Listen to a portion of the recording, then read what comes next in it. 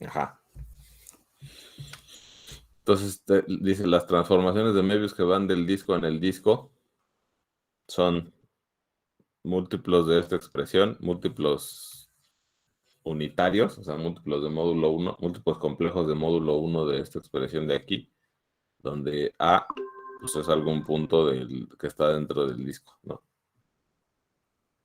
Entonces, a ver, vamos a empezar.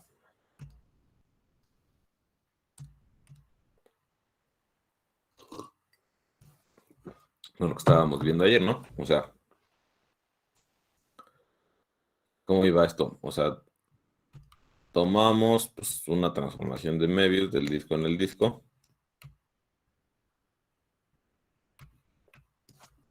Y un punto en el disco A, tal que pues la imagen de A bajo la transformación es el 0, ¿no? Entonces tal que M de A es igual a 0. Ok. Y entonces lo que habíamos dicho era que por el principio de simetría, si a la, si a la A, si la A iba a dar al 0, el inverso de A, el inverso de A con respecto del círculo unitario, pues eso es lo que estaba aquí, ¿no? Ahora vamos a alejar el... Ajá. Entonces yo tengo una transformación del disco en el disco y A va a dar al 0. Entonces el inverso de A con respecto del círculo unitario, pues tiene que ir a dar al inverso del 0 con respecto del círculo unitario, ¿no? Por el principio de simetría, que está enunciado acá atrás. Bueno, no sé dónde está. O sea que el chiste es que la inversión manda, la transformaciones de Möbius manda inversos circulares en inversos circulares, ¿no? Entonces, si M de A va a dar a 0, entonces la imagen del inverso bajo M tiene que ser el inverso de 0 con respecto del círculo unitario y eso tendría que ser el infinito, ¿no?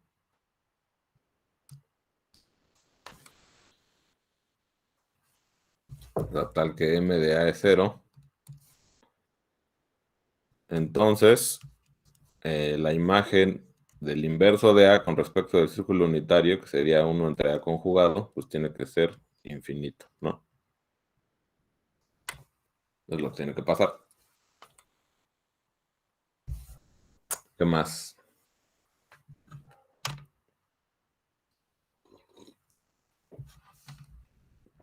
Bueno, aquí lo tengo que poner por qué, ¿no? Por el principio de simetría.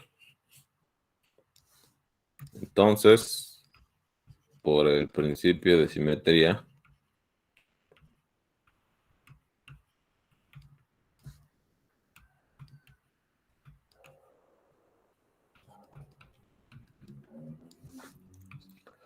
M de 1 entre A conjugado, o sea, del inverso de A con respecto del círculo unitario, esto te tiene que dar infinito. Entonces ahora pues definimos N de Z, una nueva transformación, que va a estar dada por Z menos A entre A conjugado Z menos 1, ¿no?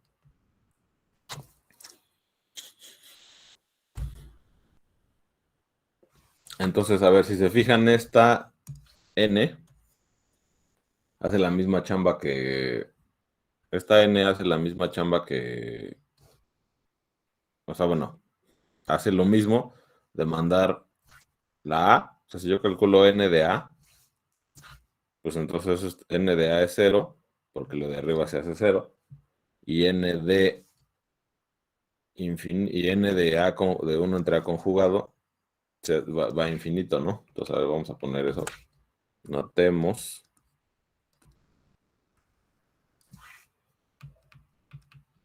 Notemos que N de A es igual a 0.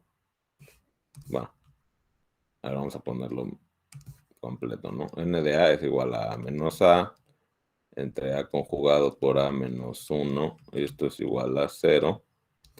Entre, pues esto que es distinto de 0, que eso es igual a 0. A ver, ¿por qué esto es distinto de 0? Porque como A es un punto que está dentro del círculo unitario, A por A conjugado me tendrá que dar el módulo de A al cuadrado, y eso no puede ser 1, porque si fuera 1, eso quiere decir que A tendría que estar en la frontera, en el círculo unitario, ¿no? Y como está dentro del disco, que el disco está definido como los que tienen módulo menor estricto a 1, pues eso no pasa, ¿no? Entonces, lo de arriba es 0, lo de abajo no, entonces n de A es 0. Ahora, n de 1 entre A conjugado, o sea, del inverso de A, es 1 entre A conjugado menos A entre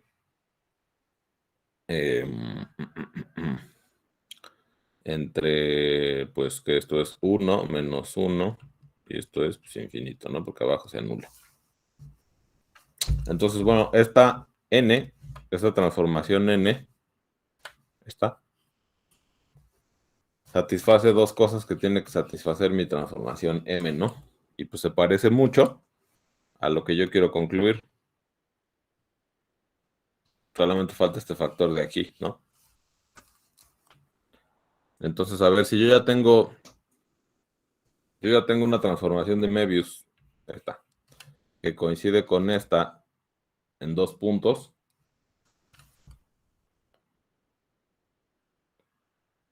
Entonces, bueno, más bien.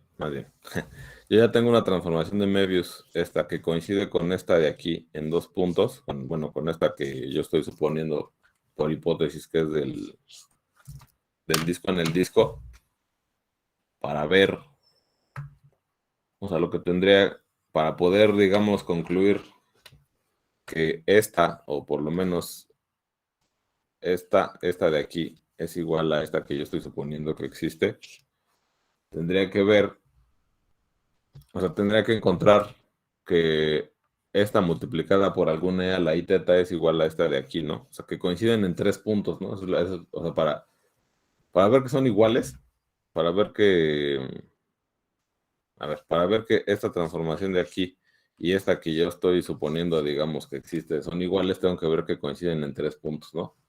Por el teorema fundamental, pues porque dados 3 puntos y otros 3 puntos, existe una única que lleva los primeros 3 en los otros 3.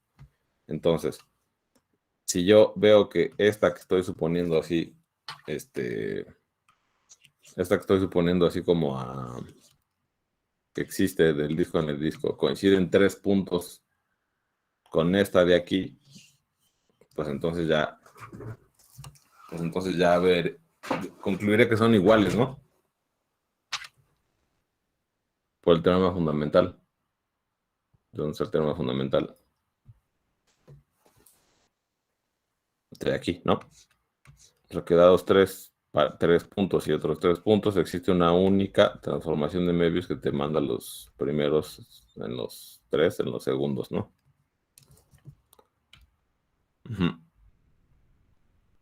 Entonces, a ver, yo tengo una M y yo quiero ver que esta M, solo por el hecho de ser una transformación de Möbius del disco en el disco, tiene que coincidir con esta de aquí.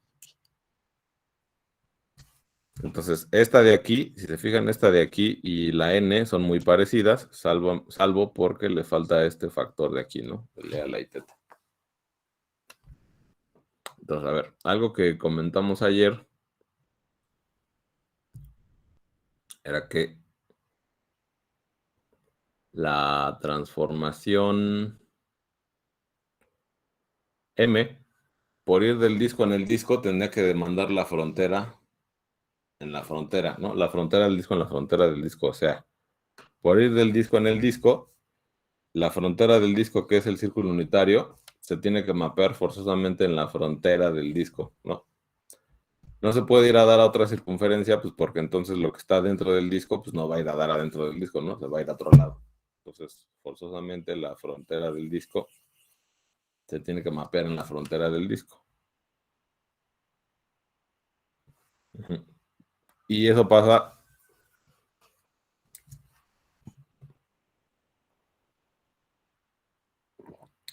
para la N y la M, ¿no?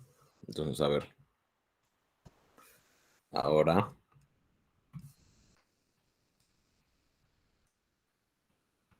notemos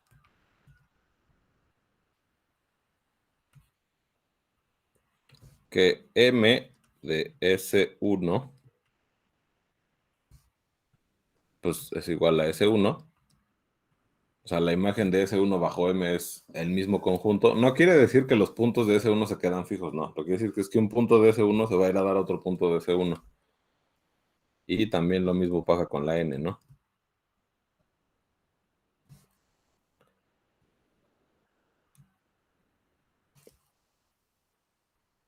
También va a dar a S1. Ujú. Entonces, pues M de 1 tiene que ser igual. O sea, a ver, vamos a hacer un dibujo para que esté más.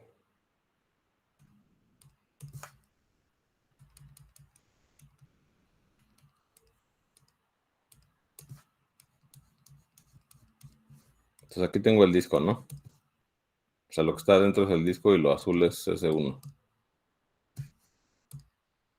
Aplicó M y N también, las dos.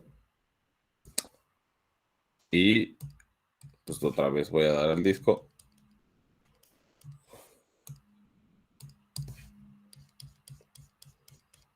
Entonces, a ver, si la frontera, o sea, si la imagen de S1 bajo M y N es S1, entonces cuando yo me tome el 1, M de 1, pues va a ser algún punto en el círculo unitario, ¿no? O sea, porque 1 es un punto de la frontera que es S1, y como la frontera va a la frontera, pues entonces el 1 pues, tiene que ir a dar algún punto del círculo unitario, ¿cuál? Pues no sabemos aún, ¿no? Pero pues tiene que ser algún punto, y estos puntos pues, son de la forma E a la I, teta 1, vamos a ponerle, ¿no? O, sí, pues E a la I, teta 1. Y también, si yo le aplico N al punto 1, pues ese me va a dar otro punto en el círculo unitario, ¿no? Entonces, este va a ser E a la I, teta 2, y esto va a ser igual a N de 1.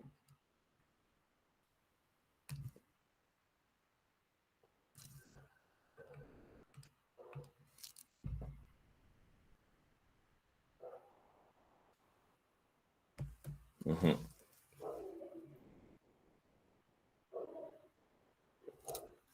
Ajá. Entonces, a ver, eso voy a escribirlo aquí abajo, porque no se amontone con lo que estaba poniendo aquí arriba.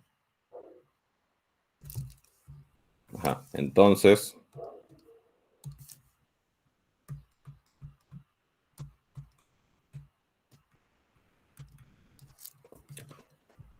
¿qué pasa? Que M de 1 es igual a E a la I, teta 1, y N de 1 es E a la I, teta 2. Ok. Ujú.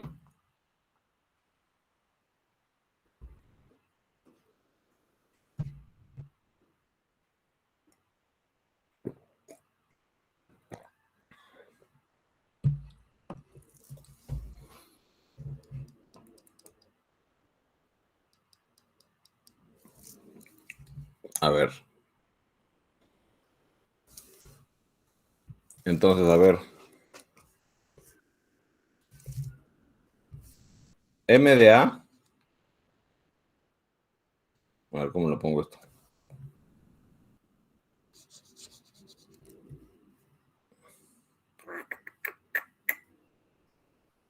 ¿Cómo lo pongo esto? A ver. Bueno, entonces, ahora consideramos la transformación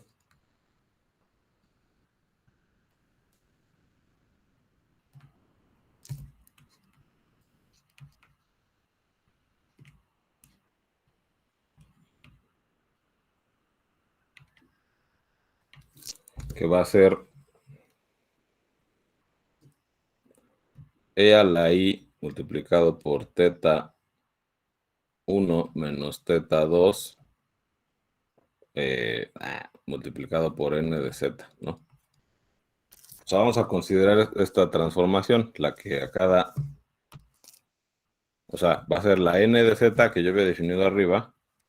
Está. Multiplicada por e a la i teta 1 menos teta 2, ¿no? Y pues esa va a ser la que va a ser la chamba que yo quiero.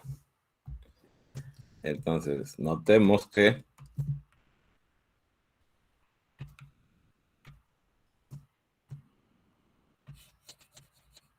ajá, bueno, lo pongo aquí, notemos.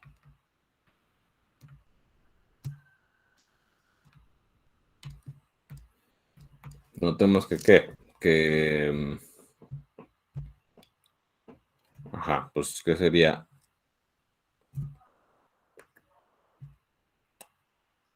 Que 0 es igual a e a la i, a ver, esperen. Bueno, sí lo voy a poner bien, ni modo. A e a la i teta 1 menos teta 2 multiplicado por n de a, que esto termina siendo lo mismo que m de a, ¿no? O sea, lo que estoy diciendo es que la m evaluada en el punto A es lo mismo que esta transformación de aquí evaluada en el punto A, ¿no? O sea, las dos van a 0, ¿no? ¿Por qué? Porque n de A es 0 y pues 0 multiplicado por esta cosa pues me va a dar 0, ¿no? Y luego, bueno, a ver, lo siguiente es que... pues sí, bueno, infinito es igual a e a la i teta 1 menos teta 2 multiplicado por n de n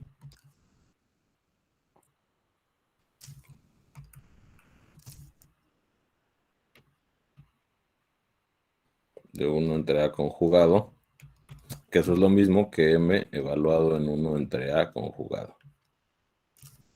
O sea, estoy diciendo, la m,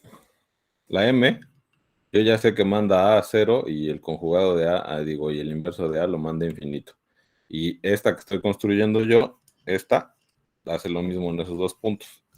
Ahora solamente me falta ver que esta y la m coinciden en un punto, en un tercer punto, y con eso ya probaré que son iguales, ¿no?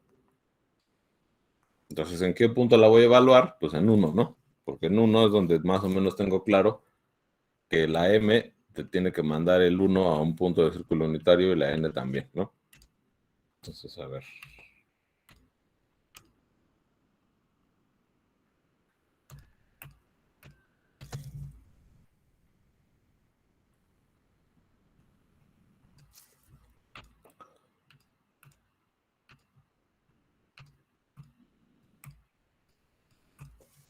Ajá. Entonces, a ver, ¿cómo sería esto? Entonces, a ver, n de... Ajá. Ahora, e a la i por teta 1 menos teta 2 multiplicado por n evaluado en 1, eso es igual a ¿qué? Pues eso sería e por e a la i teta 1 menos teta 2 multiplicado por e a la i teta. ¿Cuánto valía la n1? La n1 valía teta, e a la i teta 2, ¿no?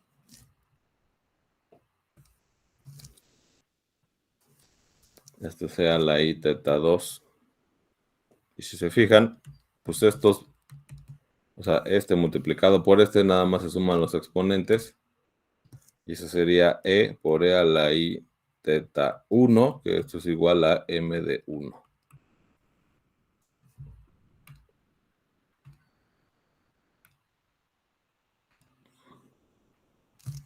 Y pues ya no, lo acabé.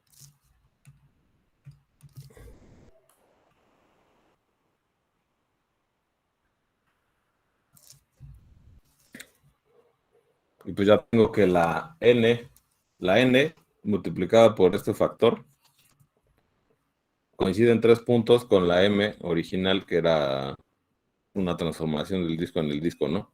Por el teorema fundamental, pues tienen que ser iguales.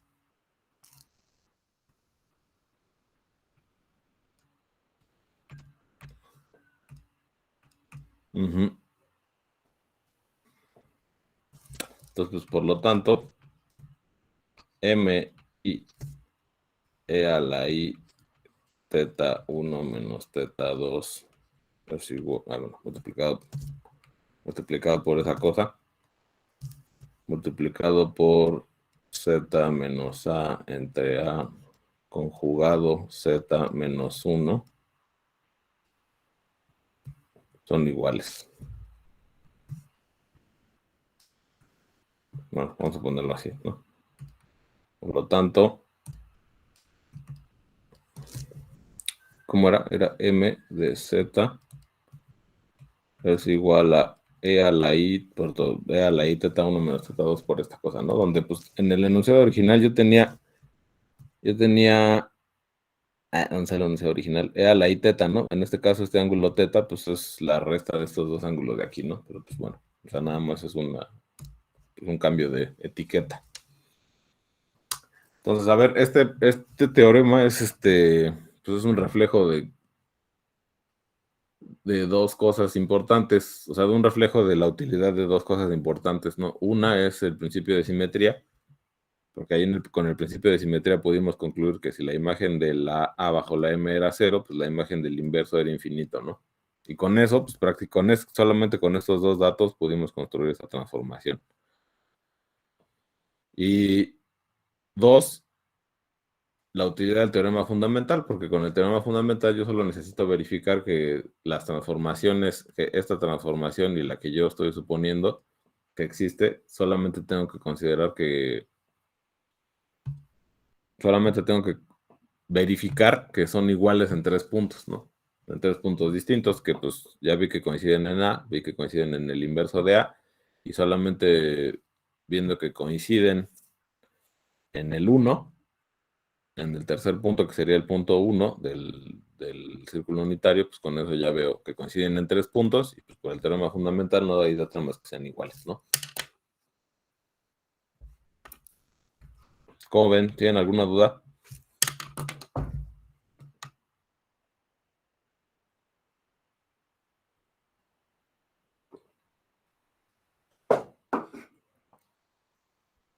No está claro. Sí está claro. Va,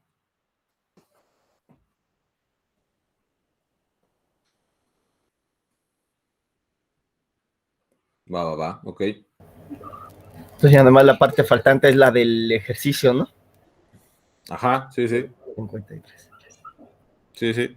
Sí, bueno, ahí hay un ejercicio que tiene que ver con este teorema, pero bueno, pues eso ya lo piensan lo piensan ustedes o lo discuten ahí con Andrew.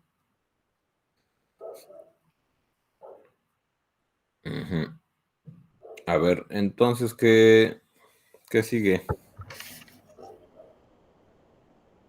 ¿Qué pasó? ¿Ibas a decir algo, Víctor? Ah, no, perdón, se activó otra vez. Ya. Bueno, lo que sigue es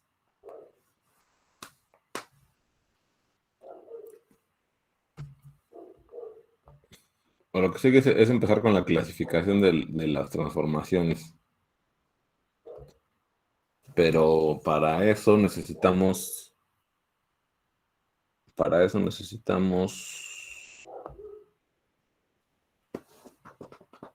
necesitamos hablar de cambios de coordenadas. Entonces, a ver, igual puedo comentar un poco eso antes de empezar con la clasificación.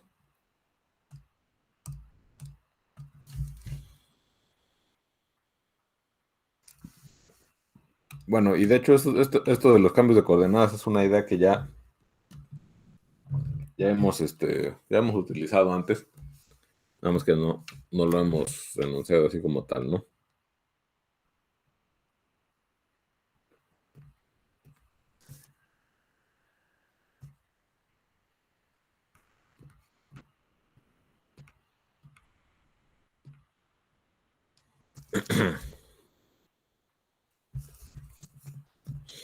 A ver, entonces,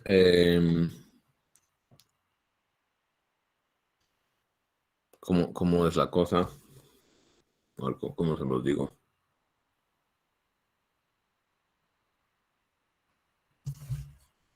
A ver, por ejemplo, ¿no? Por ejemplo, en las isometrías, ¿no? Si yo quería, por el ejemplo, yo creo que más sencillo es el de la rotación, ¿no? En una rotación, lo primero que hacíamos era rotar alrededor del origen, ¿no? O sea, lo primero que aprendimos a hacer es a rotar alrededor del origen. Y luego una rotación alrededor de cualquier punto, lo que hacíamos era que el punto sobre el que queremos rotar lo llevábamos al origen, rotábamos y luego regresábamos el punto del origen al punto original, ¿no? Entonces, a ver, en una rotación,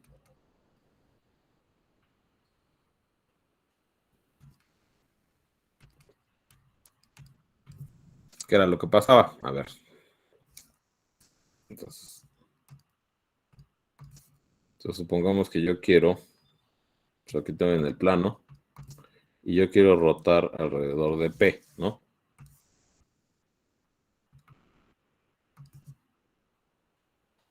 Yo quería rotar alrededor de P, pues por un punto, por un ángulo teta, ¿no? Un ángulo phi.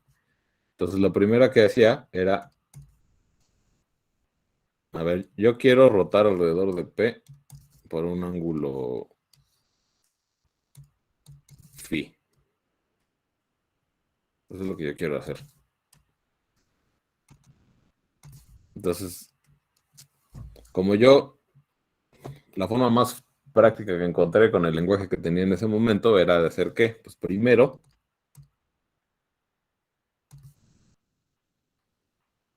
trasladaba el P al origen y entonces, pues ya, digamos, trasladando el P al origen, aquí aplicaba la rotación por el ángulo phi.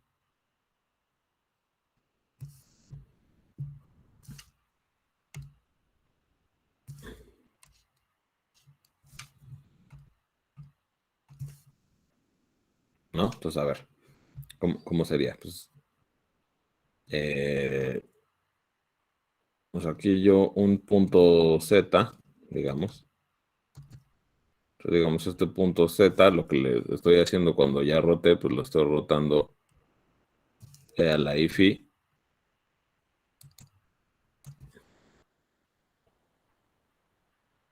A la I teta multiplicado por Z, ¿no? Entonces, si este es Z, pues este ángulo de aquí es teta, ¿no? Y luego lo que hacía yo era regresar el origen al punto P, trasladando pues, por una traslación P. Entonces, así, de esta forma, digamos, la rotación que rota alrededor de P es una composición de estas transformaciones, ¿no? Pum, pum, pum, ¿no? Donde pues, si yo quiero rotar un complejo Z, cuando yo me lo llevo así, me lo llevo primero, o sea, yo lo que tengo que hacer es aplicar primero esta traslación, luego esta rotación y luego la traslación de regreso.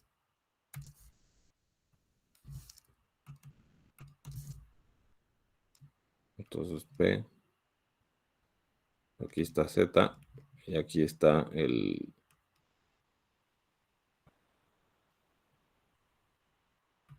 Z, pero pues ya rotado, ¿no? Por el ángulo teta. Entonces, a ver, esto lo estoy escribiendo de una forma muy específica lo que ya habíamos hecho antes, ¿no? Para rotar alrededor de P, yo lo que hacía era que me llevaba el P al 0, rotaba, y luego regresaba el 0 a P, y ya con eso ya tenía la rotación alrededor de P, ¿no? Eso era lo que hacíamos. Y entonces, o sea, la rotación, digamos, esta flecha de aquí terminaba siendo la composición de estas tres transformaciones. Entonces, lo que estábamos haciendo era en realidad un cambio de coordenadas. ¿A qué me refiero con un cambio de coordenadas? O sea, yo no sé rotar alrededor de P, pero sí sé rotar alrededor del 0. Entonces, hago un cambio de coordenadas llevándome P al 0, de tal forma que en esta situación yo sí sé rotar, ¿no? O sea, rotar alrededor del 0 es muy fácil porque solamente tengo que multiplicar por un complejo unitario, ¿no? Entonces, hago un cambio de coordenadas donde la rotación es, bueno, la transformación que yo quiero definir es muy sencilla. Y ya una vez que hice el cambio de coordenadas, pues regreso las coordenadas a la situación original y de esta forma ya tengo la transformación que yo quería, ¿no? Entonces, o sea, a esta técnica de que, a ver, yo no sé cómo definir la rotación alrededor de P, pero sí la sé definir alrededor de otro punto, y entonces cualquier rotación alrededor de cualquier punto P me la voy a llevar a esta situación, aquí roto y luego regreso a la transformación, luego regreso a las coordenadas originales, a la situación original, a eso se le llama cambiar las coordenadas, ¿no? Y, o sea, en realidad lo que estamos haciendo aquí es pues, si se fijan, todas las rotaciones, yo las puedo entender simplemente entendiendo la rotación alrededor del origen, ¿no? O sea, es un poco lo que lo que estoy queriendo señalar con esto. Ay, no sé por qué pasó eso. Un poco lo que estoy queriendo señalar con eso es que todas las rotaciones yo las puedo simplificar a la rotación alrededor del 0. Y básicamente todo lo que tengo que saber de una rotación lo puedo saber simplemente estudiando las rotaciones alrededor del 0. Y que sí puedo definir rotaciones alrededor de puntos que no son el 0, pero esas rotaciones se reducen en realidad a las rotaciones alrededor del 0, ¿no? Pues por la forma en la que las estoy definiendo, porque las estoy definiendo en términos siempre de una rotación alrededor del 0. Eso quiere decir que, por ejemplo, las rotaciones, eh, para estudiar las rotaciones, lo que estoy haciendo es un cambio de coordenadas donde siempre te voy a terminar rotando alrededor del 0. Y eso es algo, y esta idea de que, a ver, quizás la transformación de Möbius, así como o sea, si yo les doy una transformación de Möbius arbitraria, puede ser que así puede ser una expresión no tan amigable, pero siempre va a haber una forma de cambiar las coordenadas donde la transformación se vea muy sencilla y todas las propiedades cualitativas de la transformación se van a preservar cuando yo cambie las coordenadas. O sea, más bien, van a haber propiedades que se van a preservar en el cambio de coordenadas y esas propiedades son las que yo voy a estudiar. Entonces, vamos a hacer, o sea, lo que yo quiero señalar de aquí son dos cosas, que para estudiar en el ejemplo, claro, en el ejemplo específico de la rotación, si se fijan, todas las propiedades cualitativas, las curvas invariantes, por ejemplo, las curvas invariantes y el hecho de que preserve orientación, son cosas que yo ya puedo concluir simplemente estudiando las rotaciones alrededor del 0. Y cualquier rotación alrededor de cualquier otro punto, yo la tengo que definir en términos de esta de aquí, ¿no? Entonces, para saber las propiedades cualitativas de las rotaciones, yo solamente me tengo que fijar en este caso específico. Con las transformaciones de medios va a pasar algo parecido. Puede ser que yo tenga una expresión muy complicada, pero a la hora de hacer un cambio de coordenadas, yo puedo simplificar esa expresión y encontrar propiedades de la transformación original que yo puedo estudiar con las coordenadas que van a ser más sencillas, ¿no? Entonces, a ver, ya faltan 10 minutos.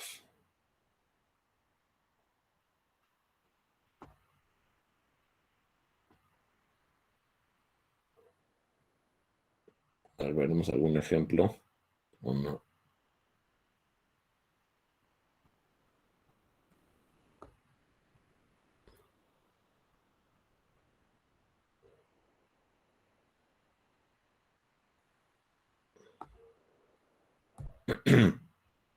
Creo que a lo mejor lo vemos mañana eso. Pero bueno, a ver, entonces esto es así como una introducción. Y bueno, y si se fijan, por ejemplo, también para las reflexiones hacemos lo mismo, ¿no? O sea, para reflejar sobre una recta arbitraria, pues yo no tenía directamente una expresión para reflejar sobre una recta arbitraria. Lo que hacía era que cambiaba las coordenadas donde esa recta sobre la que quería reflejar era el eje real. Ahí reflejo y luego regresaba a las coordenadas originales, ¿no? Entonces, mucho de lo que hacemos de lo que se hace en el curso es eso, llevarte toda la situación a una situación donde sea fácil definir la transformación o estudiar las propiedades que tiene la transformación. Entonces, en este caso, en el caso de las isometrías, que es el caso que ya vimos, pues las rotaciones se simplifican solamente estudiando las rotaciones en el origen, ¿no?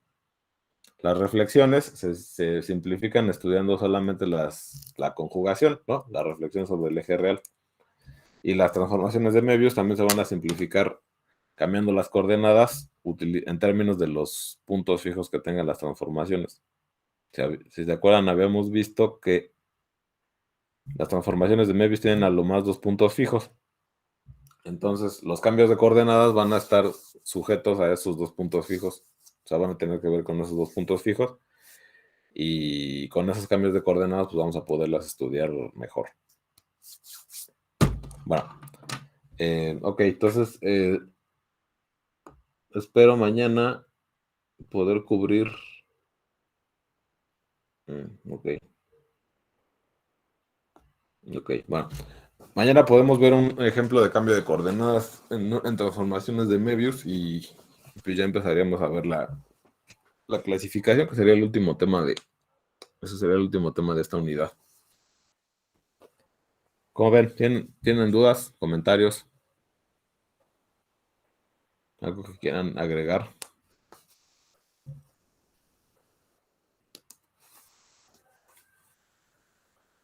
Después de esta unidad ya solo es una más. Sí, solo sería la del plano. La del plano hiperbólico. ¿Va a ser examen de esta unidad o la va a juntar con la otra unidad? No, ajá, justo lo que quería comentar es de la evaluación. A ver, vamos a hacer un examen de Möbius, de transformaciones de Möbius e inversión. Y